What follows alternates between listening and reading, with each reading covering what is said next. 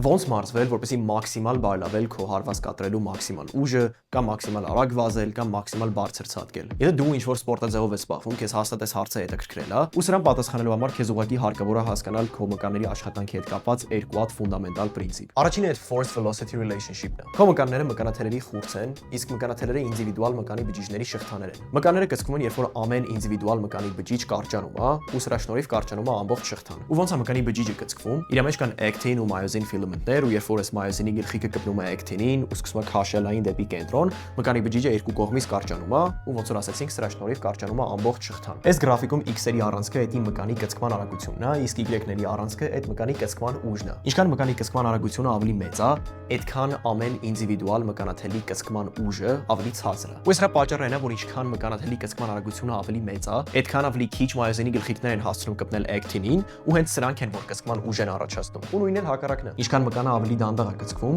այդքան ամեն ինդիվիդուալ մկանաթել ավելի շատ ուժ է կարողանում ստեղծել։ Ու լոգիկան կրկին նույնն է, ինչքան ավելի դանդաղ է մկանը կծկվում, այդքան ավելի շատ մայոզինի գլխիկներ են հասցնում կպնել actin-ին ու քաշել այն, ու սրա շնորհիվ ընդհանուր կծկման ուժը ավելի մեծ է լինում։ Այս գիծը ամեն ինդիվիդուալ մկանաթելի կծկման ուժն է ամեն տրված մկանի կծկման արագության դեպքում։ Մարզվելու արդյունքում մարմնում կանան տեղի ունենան ադապտացիաներ, որոնք որ բարելավում են կամ մկանի կծկման մաքսիմալ ուժը, կամ մաքսիմալ կծկման արագությունը, ու այս երկուսն էլ մանրակրկիտ արդեն անցյալ էպիզոդներում քննարկել ենք։ Դրա համար եթե ես չեք նայել, անպայման վերանայեք։ Օրինակի համար մկանային աճը որպես ադապտացիա կարող բարելավի մկանի կծկման մաքսիմալ ուժը, բայց վատթարացնի մկանի կծկման մաքսիմալ արագությունը։ Կամ օրինակի համար եթե մենք պրակտիկա ենք անում շատ արագ կծկումով շարժումներ, կոորդինացիայի ադապտացիաների շնորհիվ մենք կարանք բարելավենք մկանի կծկման մաքսիմալ արագությունը, բայց մաքսիմալ կծկման ուժը կարող միևնույնն է նույնը մնա։ Հուսով եմ այս ամեն ինչը ֆիքսեցիք ու որ հասկանալի էր։ Մյուս մասում արդեն կքննարկենք երկրորդ կոնցեպտը ու կբերենք կոնկրետ օրինակներ, թե ինչ վարժություններ ընտրել, որպեսզի մաքսիմալ բարելավել այս շարժումները։